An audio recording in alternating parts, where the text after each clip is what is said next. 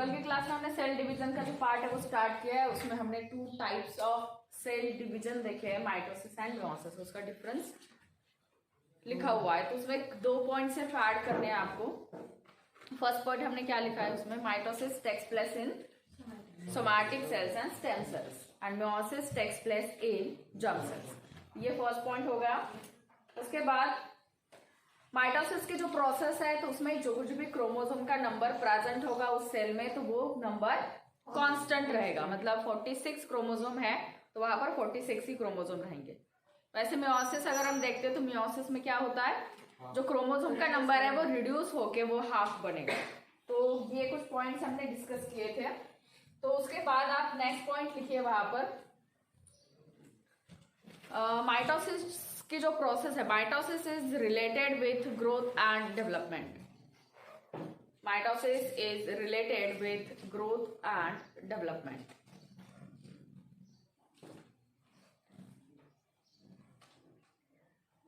Mitosis is related with growth and development.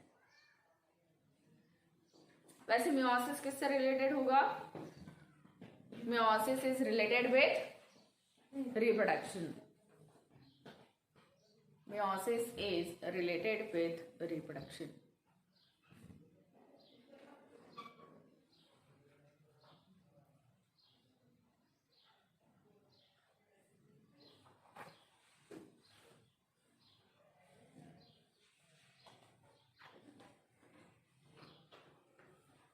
Okay, अब इसमें chromosome का नंबर जो हमने कहा था रिमेन्स कांस्टेंट, और उसमें कौन से टाइप के सेल्स फॉर्म होंगे माइटोसिस में, डिप्लॉइड सेल का फॉर्मेशन होगा। तो जब हम डिप्लॉइड लिखते हैं तो डिप्लॉइड जहां पे आपने लिखा है वहां पर अगर स्पेस है तो वहां पर ब्रैकेट में डालिए 2n। डिप्लॉइड का मीनिंग है 2n। अगर वहां पर स्पेस नहीं है तो आप न्यू लाइन पे भी लिख सकते हैं, in the mitosis 2n cells are formed. मतलब इसका मीनिंग क्या होगा, 2n का मीनिंग है इसमें पेयर्ड क्रोमोसोम है और नंबर कितना होगा 46। वैसे मियोसिस जो होता है तो उसमें n number of chromosomes present होते हैं। n नंबर ऑफ क्रोमोसोम का मीनिंग है 23 क्रोमोसोम्स। ठीक है, तो ये पॉइंट ऐड कीजिए।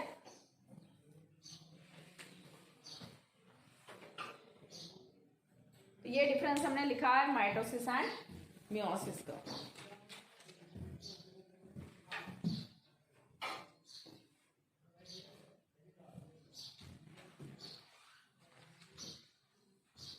अब देखिए सेल डिवीजन की जो प्रोसेस होती है, तो सेल अगर हम ड्रॉ करते हैं तो सेल के जो मेन 2 इंपॉर्टेंट पार्ट्स होते हैं, एक तो होगा सेल के अंदर क्या प्रेजेंट होगा, न्यूक्लियस, और दूसरा जो पार्ट होता है वो होता है सेल का साइटोप्लाज्म। अब जब सेल का डिवीजन होता है तब ये 2 स्टेप्स में कंप्लीट होगा। कौन से 2 स्टेप्स आएंगे इसमें, तो सबसे पहले यहाँ पर जो कुछ भी प्रेजेंट होगा न्यूक्लियस के अंदर, मतलब जो हम उसको जेनेटिक मटेरियल कहते हैं, तो सबसे पहले इसका डिवीजन होता है। मतलब सबसे पहले क्या आएगा, न्यूक्लियस का डिवीजन। ठीक है, इसको हम न्यूक्लियर डिवीजन भी कह सकते हैं। और जो सेकेंड स्टेप होगा तो उसमें क्या होगा, ये जो साइटोप्लाज्म है उसका डिवीजन होगा, तो उसको हम कहेंगे साइटोप्लाज्मिक डिवीजन। तो न्यूक्लियस का जो कुछ भी डिवीजन होता है तो उसको हम कहते हैं कैरियोकाइनेसिस। न्यूक्लियर डिवीजन को हम कहेंगे कैरियोकाइनेसिस। एंड जो साइटोप्लाज्म का डिवीजन होता है उसको हम कहते हैं साइटोकाइनेसिस। कैरियन का मीनिंग होता है न्यूक्लियस, काइनेसिस जहां पर वर्ड आएगा तो उसका मीनिंग होगा ब्रेकडाउन या डिवीजन। तो न्यूक्लियस के डिवीजन के लिए कैरियोकाइनेसिस, साइटोप्लाज्म के डिवीजन के लिए साइटोकाइनेसिस। अब जब सेल का ये जो स्ट्रक्चर है, तो हमने जो स्टडी किया है, तो सेल में यहां पर न्यूक्लियस में क्या प्रेजेंट होता है, तो उसमें प्रेजेंट होते हैं क्रोमैटिड फाइबर्स। ठीक है, जब कभी हमें सेल को ऑब्जर्व करना है तो आपको हर बार या हमेशा क्रोमोसोम का स्ट्रक्चर वहां पर ऑब्जर्व नहीं होगा। क्यों नहीं होगा, तो सिर्फ और सिर्फ जब सेल डिवीजन होने वाला है तभी आपको वो क्रोमोसोम का थिक और कंडेंस स्ट्रक्चर देखने के लिए मिल सकता है। अदरवाइज जब सेल्स डिवाइड नहीं होते हैं तब ये जो स्ट्रक्चर है, ये जेनेटिक मटेरियल है, ये कौन से फॉर्म में होता है? तो इसको हम कहते हैं क्रोमैटिड फाइबर्स। ये क्या है? ये है क्रोमैटिड फाइबर्स।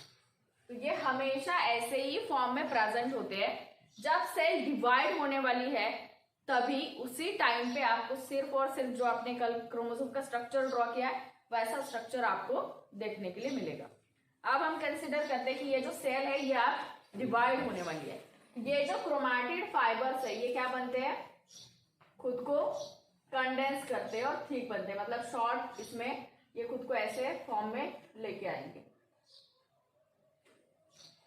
आपने कल क्रोमोसोम का जो स्ट्रक्चर है वो ड्रॉ किया है, तो इसका जो स्ट्रक्चर है ये ऐसे बनेगा। कब बनेगा? जब सेल डिवाइड होने वाली है तब ये स्ट्रक्चर ऐसे फॉर्म होगा। तो अब ये क्रोमोसोम का जो स्ट्रक्चर है इस फॉर्म में हमें विजिबल हो सकता है। समझ में आ रहा है? पहले क्रोमैटिन फाइबर्स, कभी भी सेल आप ऑब्जर्व करेंगे तो आपको क्रोमैटिन फाइबर्स दिखेंगे। जब सेल डिवाइड होने वाली है तब ये खुद को कंडेंस बनाते, थिक बनते और ऐसा स्ट्रक्चर फॉर्म हो जाता है। अब हम एक क्रोमोसोम का अगर कंसिडर करते हैं तो उस क्रोमोसोम के स्ट्रक्चर में ये ऐसे क्रोमोसोम का स्ट्रक्चर होगा। उसको हमने कल के इसमें क्लास में लेबल भी किया है ड्रॉ करके। और इसको अगर हम खींचेंगे बाहर की तरफ तो ये जो स्ट्रक्चर है ये किसका स्ट्रक्चर है? डीएनए। अब इसको अगर हम लेबल करते हैं तो ये क्या बताया था मैंने कल? एक ऊपर का जो आर्म है उसको हम पी आर्म कहते हैं, ये जो आर्म है ये क्यू आर्म है, और यहाँ पर सेंटर में जो प्रेजेंट है वो है सेंट्रोमियर। ठीक है। अब एक्चुअली यहाँ पर जो हमने पी एंड क्यू आर्म लिखा है तो उसको छोड़ के इसको और एक नाम दे सकते हैं। लाइक ये अगर हम सेपरेट करते हैं, यहाँ पर आपको दिख रहा है ये ऐसा एक क्रोमैटिड है और यहाँ पर एक क्रोमैटिड है, मतलब इसको हाफ अगर करेंगे तो ऊपर का जो पार्ट होगा तो उसको हम कहेंगे क्रोमैटिड। इसको और एक नाम है, ये ध्यान में रखिए, क्योंकि ये जब टू पेयर में आएंगे तब सिस्टर क्रोमैटिड से एक क्रोमोसोम का स्ट्रक्चर फॉर्म होगा। यहां से ऊपर का जो एक पार्ट है उसको हम क्रोमैटिड कह रहे हैं। तो ऐसे टू सिस्टर क्रोमैटिड्स क्या हो जाते हैं? फ्यूज, मतलब ये एक पैर फॉर्म करेंगे और उससे क्या बनेगा? क्रोमोसोम का स्ट्रक्चर फॉर्म होगा। ये क्या है? तो ये डीएनए है जिसपे नाइट्रोजनस बेसेस प्रेजेंट है। अब इसका जो कुछ भी फंक्शनल सेगमेंट होगा, मतलब जो एक स्पेसिफिक प्रोटीन्स के लिए, प्रोटीन सिंथेसिस के लिए कोड करेगा, तो उसको हम कहेंगे जीन। मतलब ये जो स्ट्रक्चर है ये प्रेजेंट है सेल की न्यूक्लियस में, उसको अगर हम इलाज करेंगे तो ये जो क्रोमोसोम का स्ट्रक्चर है वो फॉर्म हो गया है डीएनए के मॉलिक्यूल से, और डीएनए का जो मॉलिक्यूल है उसका जो कुछ भी फंक्शनल सेगमेंट होगा जिससे एक स्पेसिफिक प्रोटीन का फॉर्मेशन होगा तो वो क्या है? जीन। इसी क्रोमैटिड के क्रोमोसोम के स्ट्रक्चर के साथ साथ हमें सेल का डिवीजन सीखना है। क्यों क्रोमोसोम का स्ट्रक्चर? तो न्यूक्लियस के अंदर क्या है? क्रोमैटिड फाइबर्स है। तो ये था इसका पार्ट। अब हम डायरेक्टली इसके स्टेप्स देखते हैं कि कैसे सेल डिवीजन होता है। तो सबसे पहले हम सीखेंगे माइटोसिस और उसके बाद मियोसिस। तो माइटोसिस के जो कुछ भी स्टेप्स है वो जिसको समझ में आएगा वो प्रॉपरली मियोसिस समझ सकता है। वही स्टेप्स है बट थोड़े से उसमें और एक्स्ट्रा स्टेप्स ऐड है मियोसिस के लिए। ये हो गया आपका, किसी को राइट डाउन करना है फिर इसको। अब नेक्स्ट जो पार्ट है वो सेल डिवीजन के स्टेप्स में कैरियोकाइनेसिस एंड साइटोकाइनेसिस जो हमने बताया वो लेंगे। तो पहला जो कहा है हमने कि न्यूक्लियस का डिवीजन होता है, मीन्स कैरियोकाइनेसिस होता है। तो कैरियोकाइनेसिस जो है वो 4 स्टेजेस में कंप्लीट होगा। कौन से 4 है उसमें? तो फर्स्ट वन जो आती है वो होती है prophase. First one is prophase. Second जो है वो है metaphase. Third one is anaphase and last one is telophase.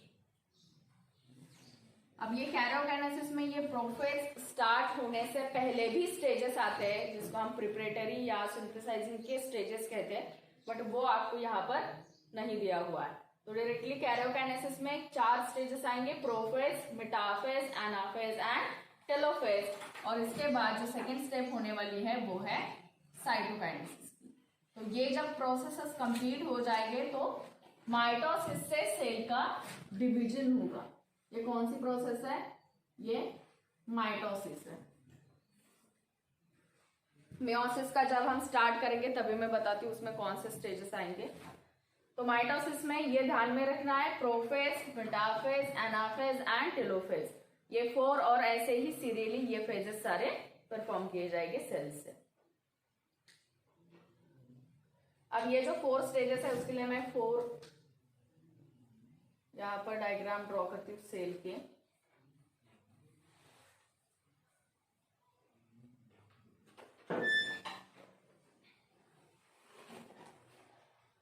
आप भी ड्रॉ कीजिए, उसके साथ साथ राइटिंग भी करना है आपको। पहले प्रोफेज, देन ये जो सेकेंड वन है वो है मेटाफेज,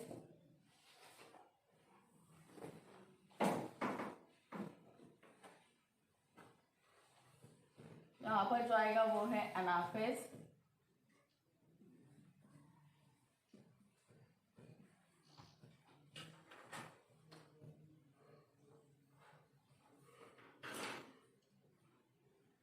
फोर्थ वन जो है वो है टेलोफेज। ठीक है,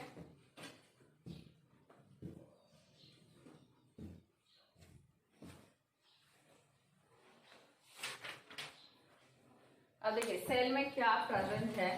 तो सेल का जो स्ट्रक्चर है उसमें जो न्यूक्लियस का पार्ट आता है उसमें क्या प्रेजेंट है? तो क्रोमैटिड फाइबर्स प्रेजेंट, ये ऐसे है। ठीक है, अब यहाँ पर न्यूक्लियोलस प्रेजेंट होता है। सेल के न्यूक्लियस का जो स्ट्रक्चर है वहां पर क्या प्रेजेंट होता है? न्यूक्लियोलस। इसको हम लेबल करेंगे, ये जो पार्ट है ये है न्यूक्लियोलस, ये है सेल का साइटोप्लाज्म। यहाँ पर क्या प्रेजेंट है, इसको क्या कहेंगे? ये जो मेम्ब्रेन यहाँ पर बना है जिसके अंदर क्रोमैटिड फाइबर्स प्रेजेंट है, ये मेम्ब्रेन, न्यूक्लियर मेम्ब्रेन, ये क्या है? ये है न्यूक्लियर मेम्ब्रेन। और यहाँ पर जो प्रेजेंट है ये क्या है? Chromatid fibres.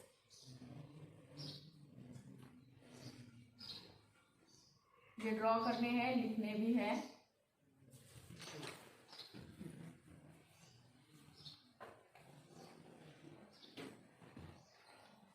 ठीक है, तो ये है सेल का स्ट्रक्चर। अब ये जो सेल है ये प्रिपेयर हो गई है सेल डिवीजन की प्रोसेस के लिए। जस्ट मिनट, क्रोमैटिड फाइबर्स ये मैंने लेबल करके दिखाया है, आप डायरेक्टली प्रोफेज में जो चेंजेस होते हैं वो वहां पर ड्रॉ कीजिए। प्रोफेज अभी स्टार्ट होने वाला है। ठीक है, तो ये अंदर का मत ड्रॉ कीजिए, ये मतलब लेबलिंग्स कीजिए, क्रोमैटिड फाइबर्स मत ड्रॉ कीजिए क्योंकि प्रोफेज में अभी कंडेंसेशन स्टार्ट होगा। ठीक है, तो प्रोफेज में क्या होगा? तो प्रोफेज जो आता है फर्स्ट सेल डिवीजन का स्टेज, तो इसमें ये जो क्रोमैटिड फाइबर्स है इससे पहले सिस्टर क्रोमैटिड्स का फॉर्मेशन होता है। जो क्रोमैटिड्स मैंने बताए थे ऐसे क्रोमैटिड्स का यहाँ पर क्या होगा? फॉर्मेशन होगा। तो क्रोमैटिड फाइबर का कन्वर्जन सिस्टर क्रोमैटिड्स में होता है, और जब सिस्टर क्रोमैटिड्स का फॉर्मेशन होगा तब इससे क्रोमोसोम का फॉर्मेशन होगा। ये पैर में आएंगे और इससे ऐसे क्रोमोसोम का स्ट्रक्चर ये फॉर्म करेंगे। ठीक है, तो प्रोफेज में क्या हो रहा है? ये जो क्रोमोसोम क्रोमैटिड फाइबर्स है वो खुद को कंडेंस करके थिक बन रहे हैं और उससे क्रोमोसोम का स्ट्रक्चर फॉर्म हो रहा है। न्यूक्लियस नहीं, वो न्यूक्लियोलस है, ये न्यूक्लियस है। ठीक है, तो क्रोमोसोम का जो स्ट्रक्चर बनेगा तो वो क्रोमोसोम का स्ट्रक्चर ऐसे होगा, कंडेंस बनके। ठीक है, ये फॉर्म हो गए क्रोमोसोम। समझना है, प्रोफेज में पहले जो सेल थी उसमें फाइबर्स थे, जब प्रोफेज स्टार्ट हो जाएगी तो प्रोफेज में क्या होगा? ये जो क्रोमोसोम्स है ये खुद को कंडेंस, वो जो क्रोमैटिड फाइबर्स है वो खुद को कंडेंस करेंगे। कंडेंस का मतलब क्या है, खुद को कॉम्पैक्ट करते जाते हैं, मतलब थिक बनते, शॉर्ट बनते, और ऐसा क्रोमोसोम का स्ट्रक्चर वहां पर फॉर्म होगा। इसके बाद जो नेक्स्ट स्टेप आएगा प्रोफेज में, तो ये जो न्यूक्लियर मेम्ब्रेन हमने लेबलिंग किया था, इस न्यूक्लियर मेम्ब्रेन का डिसअपियरिंग स्टार्ट हो जाएगा।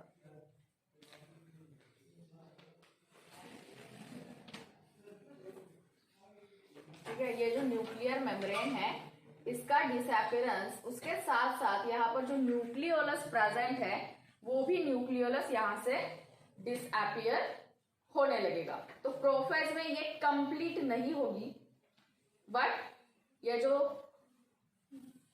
मतलब चेंजेस है, ये चेंजेस जो है वो क्या हो गए, इसमें स्टार्ट हो गए हैं। तो प्रोफेज का जो कैरेक्टरिस्टिक है वो लिखिए, डायग्राम पहले ड्रॉ कीजिए और उसके बाद राइटिंग कीजिए।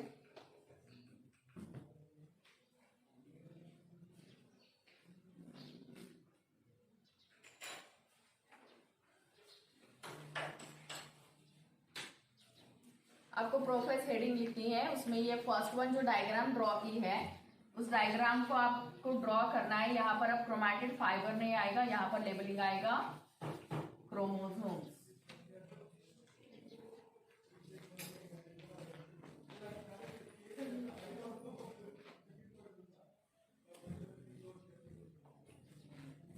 क्या क्या कैरेक्टरिस्टिक्स है, nuclear membrane start to disappear, nucleolus start to disappear,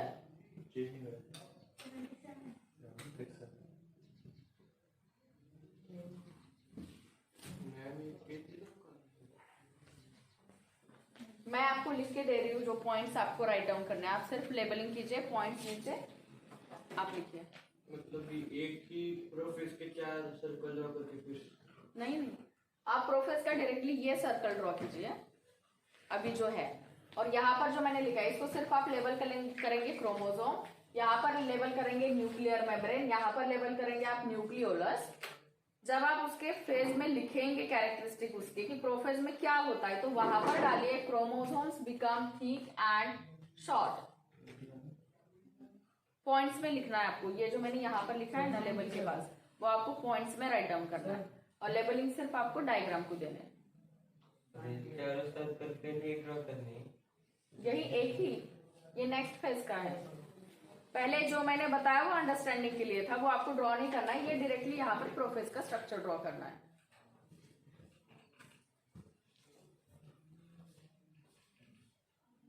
points में लिखिए chromosomes become thick and short,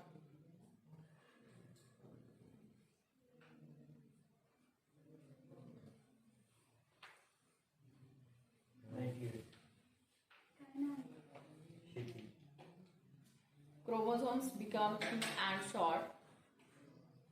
उसके बाद nuclear membrane start to disappear, nuclear membrane start to disappear.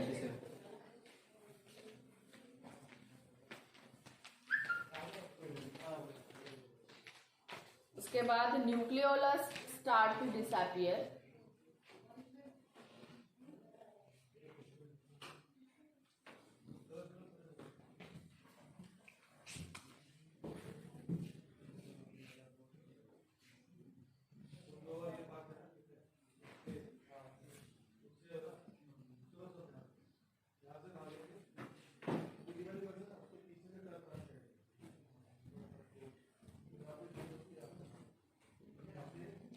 Prophase में आपको सिर्फ एक ही डायग्राम ड्रॉ करनी है, दिस वन जो पहले मैंने ड्रॉ किया था क्रोमैटिड फाइबर या फिर होल न्यूक्लियर मेम्ब्रेन, तो उसमें प्रोफेज स्टार्ट नहीं हुई थी, वो एक सेल थी।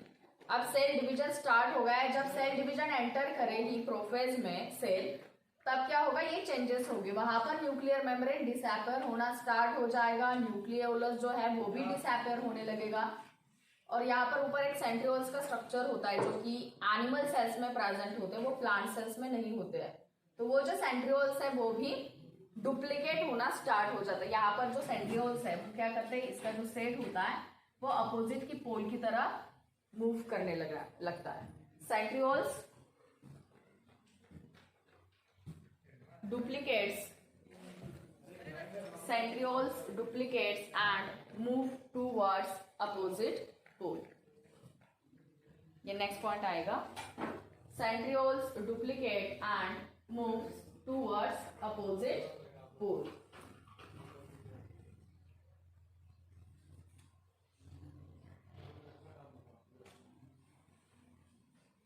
Centrioles Duplicate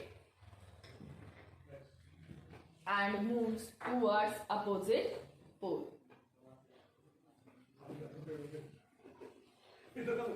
डायग्राम जब ड्रॉ करेंगे तो थोड़े से बड़े बड़े डायग्राम ड्रॉ कीजिए ताकि आपको उसमें प्रॉपरली वो दिखाने के लिए आ सके।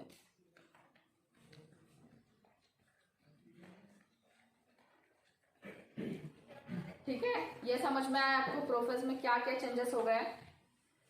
जो क्रोमैटिड फाइबर्स थे वो थिक एंड शॉर्ट बन गए। न्यूक्लियर मेम्ब्रेन जो उसके सराउंडिंग में होता है वो न्यूक्लियर मेम्ब्रेन डिसअपियर होना स्टार्ट हो गया।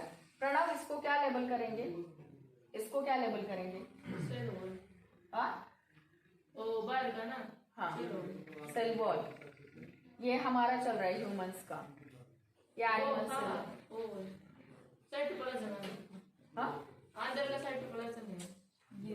ये एनिमल सेल है ये, तो इसको हम क्या लेबल करेंगे?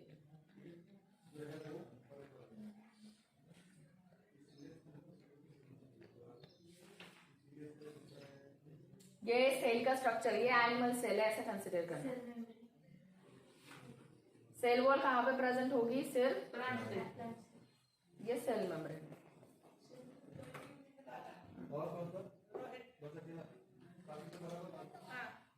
हम बहुत दिनों से यूकैरियोटिक, प्रोकैरियोटिक, उसमें एनिमल सेल, प्लांट सेल ये स्टडी करते आ रहे हैं।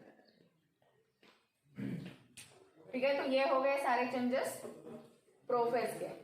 अब जो नेक्स्ट फेज आती है वो फेज है मेटाफेज। अब मेटाफेज में क्या होगा? जब ये प्रोफेज स्टार्ट होती है तो न्यूक्लियर मेम्ब्रेन डिसअपियर होना स्टार्ट होगा।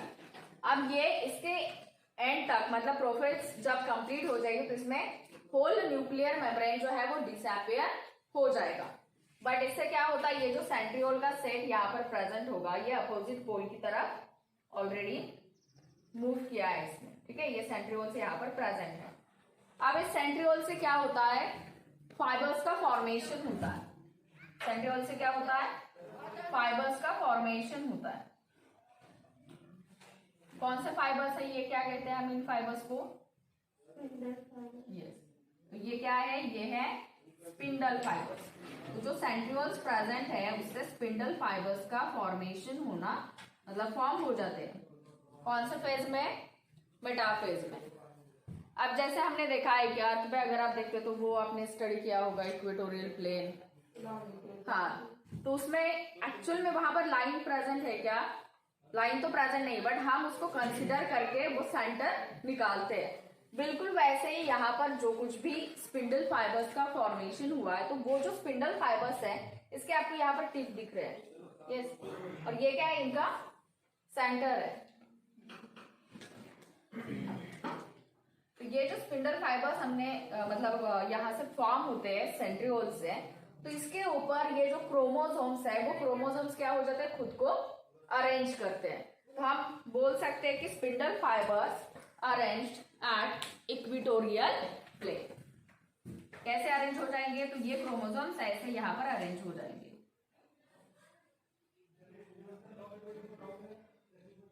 ये खुद को क्या करेंगे? अरेंज करेंगे ऐसे। जो इक्वेटोरियल प्लेन है वहां पर क्रोमोसोम्स अरेंज हो जाएंगे।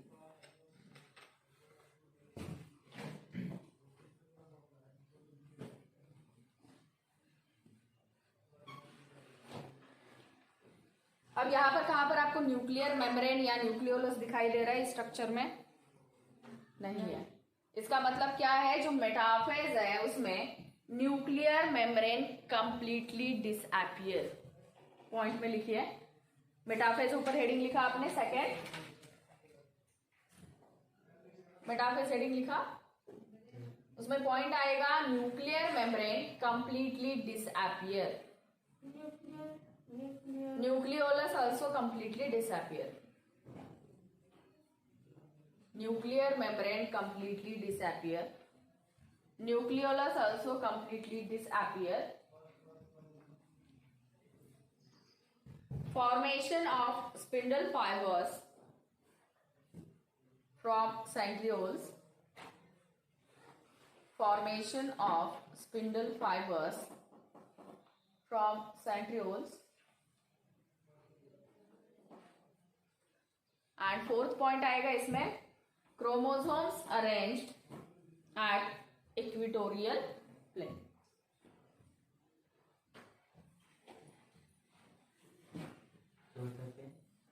Chromosomes arranged at equatorial plane.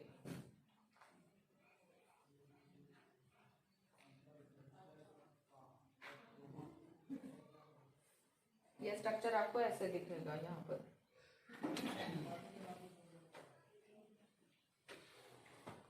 अब देखिए स्पिंडल फाइबर्स अटैच कहाँ पे हो गए, तो जहां पर सेंट्रोमियर है उस सेंट्रोमियर से क्या हो जाते हैं, ये स्पिंडल फाइबर्स अटैच हो जाते हैं. स्टार्ट कहाँ से हो गए, सेंट्रियोल से स्टार्ट हो गए और हर एक क्रोमोसोम का जो सेंट्रोमियर है, सेंटर का जो पॉइंट है वहां पर वो क्या हो जाएंगे, अटैच हो जाएंगे. और इसकी वजह से ये जो क्रोमोसोम्स ये क्या होते हैं, इक्वेटोरियल प्लेन पे खुद को अरेंज करते हैं. इसका एक्सप्लेनेशन हो गया, तो डायग्राम ड्रॉ कीजिए.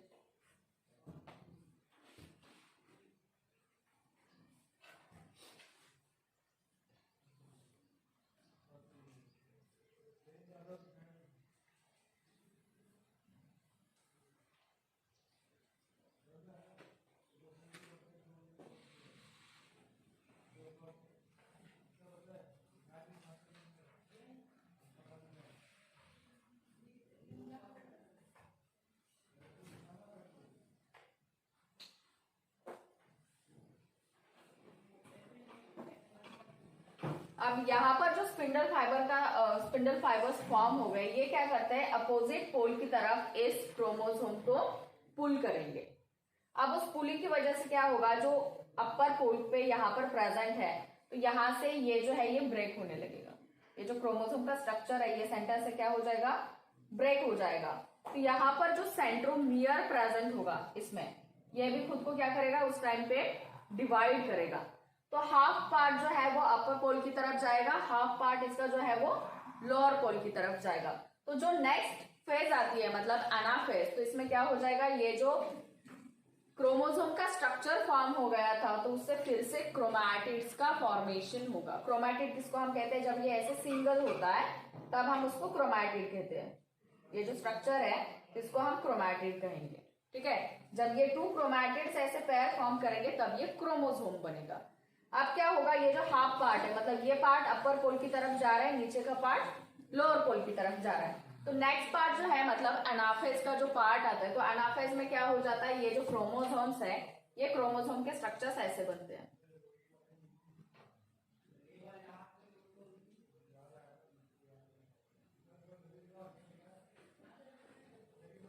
ये बोथ पोल की तरफ हाफ हाफ जो क्रोमोसोम का स्ट्रक्चर जो है वो क्या हो गया था, उसने पुल किया था, इसकी वजह से इनका फॉर्मेशन जो है वो ऐसा बनेगा. अब यहाँ पर क्या प्रेजेंट है, हर एक क्रोमैटिड का अपना सेंट्रोमियर प्रेजेंट है. और बीच में क्या था, ये जो इक्वेटोरियल प्लेन हमने निकाला था वो ऐसा प्रेजेंट है. अब इसको हम क्या लेबल करेंगे, यहाँ पर जो प्रेजेंट है ये क्रोमैटिड्स है,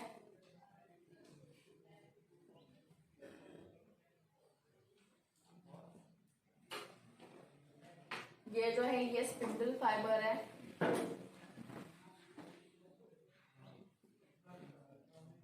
इसको आप इक्वेटोरियल प्लेन बता सकते हैं.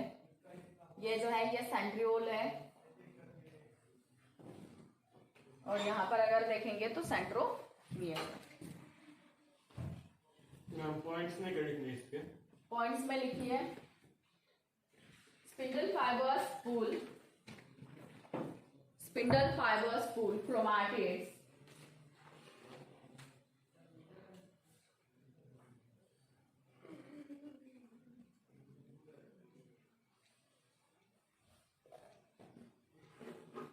in opposite directions. In opposite directions.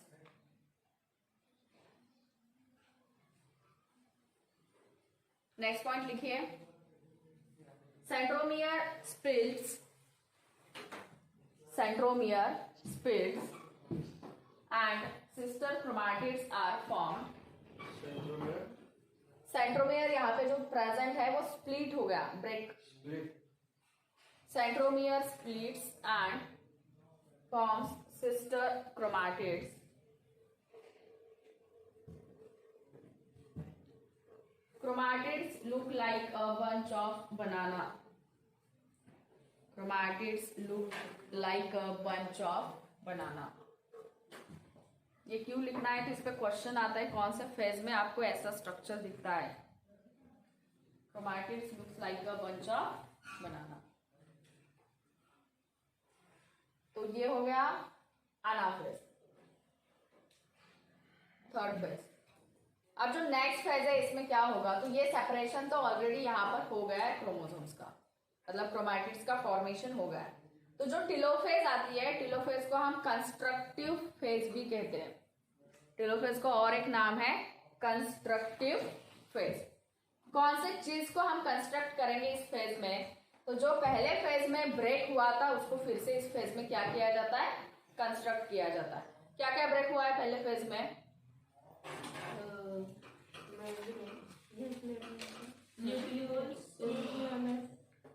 Nucleolus and nuclear membrane. अब इस फेज में क्या होगा? उसको फिर से रिकंस्ट्रक्ट किया जाएगा. कैसे रिकंस्ट्रक्ट करेंगे?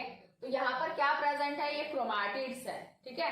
अब ये जो स्ट्रक्चर है ये अपर पोल की तरफ है, तो ये यहाँ पर प्रेजेंट होगा. मतलब ये जो क्रोमोसोम्स है इसको हम ऐसे सिस्टर क्रोमैटिड्स ड्रॉ करेंगे. तो इसके सराउंडिंग में फिर से न्यूक्लियर मेम्ब्रेन जो है वो क्या हो जाएगा? रीअपियर हो जाएगा. और न्यूक्लियोलस भी यहाँ पर प्रेजेंट होगा.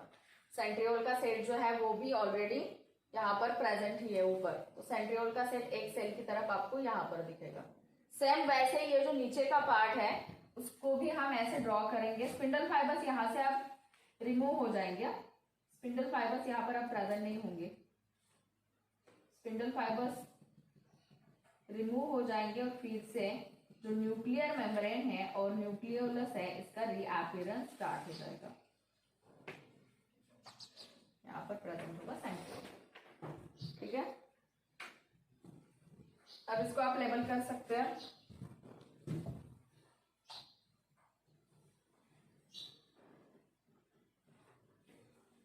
रीअपियरिंग ऑफ न्यूक्लियर मेम्ब्रेन,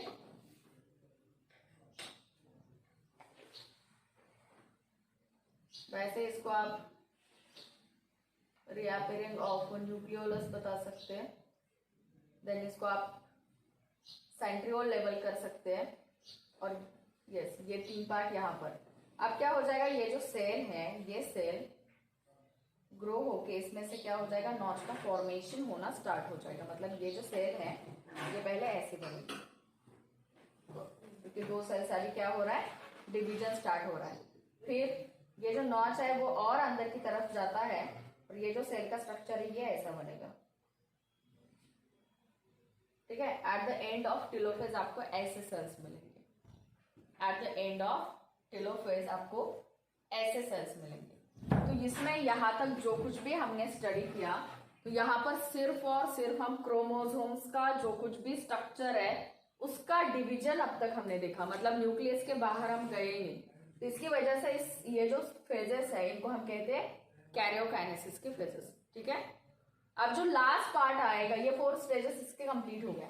अब जो लास्ट पार्ट आएगा वो होगा साइटोकाइनेसिस का. मतलब अब हमें किसका डिवीजन करना है?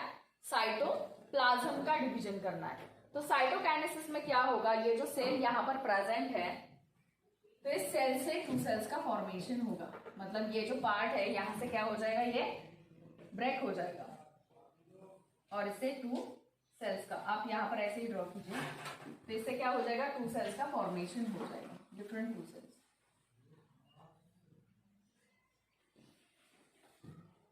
अब इस सेल में आप न्यूक्लियस दिखाइए.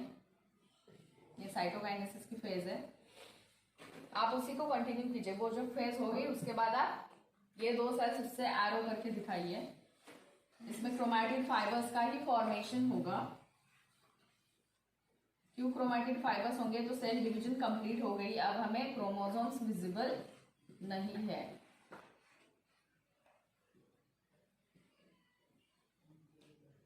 यस, कुछ बोलना था?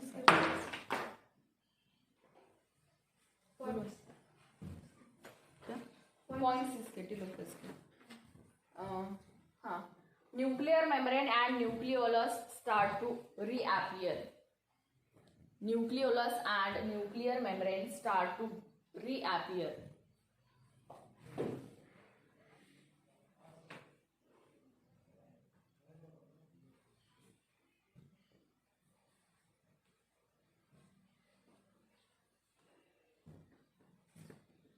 This phase is also called as constructive phase.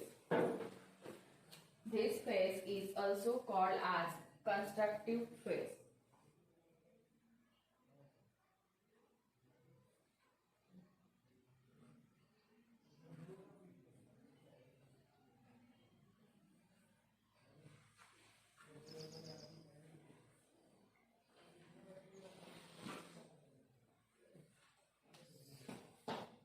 Chromosomes again become thread like. मतलब ये जो क्रोमैटिड्स हमने दिखाए तो आप वहां पर डायरेक्टली क्रोमैटिड फाइबर्स दिखा सकते हैं, क्योंकि अब सेल डिवीजन की जो पार्ट है वो कंप्लीट हो गया। Chromosomes again become thread like chromatid fibers. Chromosomes again become thread like chromatid fibers.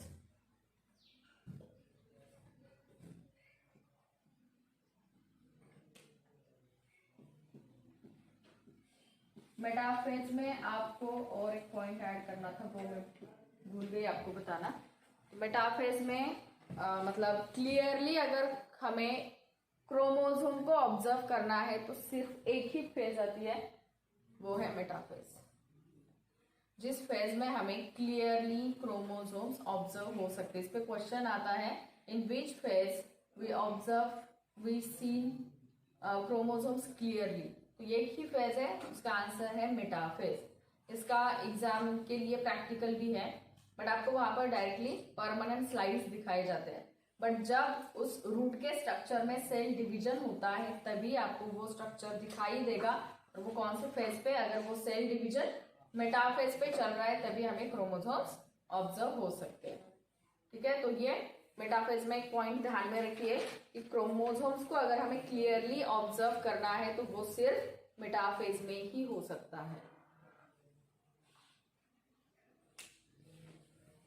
अब देखिए, ये जो सेल है प्रोफेज में, ये जो सेल हमने स्टार्ट की थी, मतलब माइटोसिस को अगर हमें बताना है तो माइटोसिस में क्या होता है, 2n ये पैरेंट सेल होती है और इससे 2n एंड 2n ऐसे 2 सेल्स का फॉर्मेशन होता है। मतलब ये जो सेल है ये भी डिप्लॉइड है और जो 2 डॉटर सेल्स फॉर्म हो जाएंगे वो भी कैसे सेल्स हैं? डिप्लॉइड सेल्स हैं।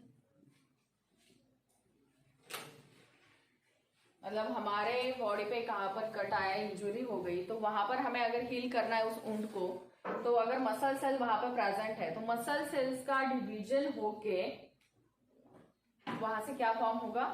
सिर्फ और सिर्फ मसल सेल्स ही फॉर्म हो सकते हैं। जैसे यहाँ पर सेल प्रेजेंट होगी, बिल्कुल ना ही जेनेटिक मटेरियल वैसा ही कंटेंट डॉटर सेल्स में प्रेजेंट होता है। इसको आप लेबल कर सकते हैं डिप्लॉइड सेल। और टेलोफेज में लिखिए, सॉरी, जहाँ पे इंजर्ड मतलब बॉडी पार्ट इंजर्ड होता है तो मतलब वहाँ के सेल डेड हो जाते हैं ना, जो इंजर्ड हुए वो डेड हो जाते हैं ना। डेड हो गए सेल तो वो रिमूव हो जाएंगे, डिजनरेट हो जाएंगे वहां से, और वहां पर जो लिविंग सेल होंगे उसके साइड में, तो वो लिविंग सेल खुद को डिवाइड करने लगेंगे। तो एक्चुअली देखिए, हमारी हाइट या कौन से भी ऑर्गन की जो ग्रोथ एंड डेवलपमेंट है वो एक एक्सटेंट तक है, कुछ समय तक ही होती है, उसके बाद वो स्टॉप हो जाएगी। मतलब जितने भी हमारे बॉडी के सेल्स होंगे वो रेस्टिंग पीरियड में चले जाते हैं। जब नेसेसिटी होगी तब जाके वो खुद को क्या करेंगे? डिवाइड करेंगे। तो जो इंजर्ड है वो डेड सेल्स हैं। वो वैसे भी हमारे बॉडी में बहुत सारे सेल्स होते हैं जो कि वॉर्न आउट होते हैं, आरबीसी का भी लाइफ स्पैन है स्पेसिफिक, उसके बाद वो भी सेल्स कैसे बनेंगे, डेड बनेंगे। तो जो लिविंग सेल्स है वो खुद को वहां पर क्या करेंगे, डिवाइड करेंगे।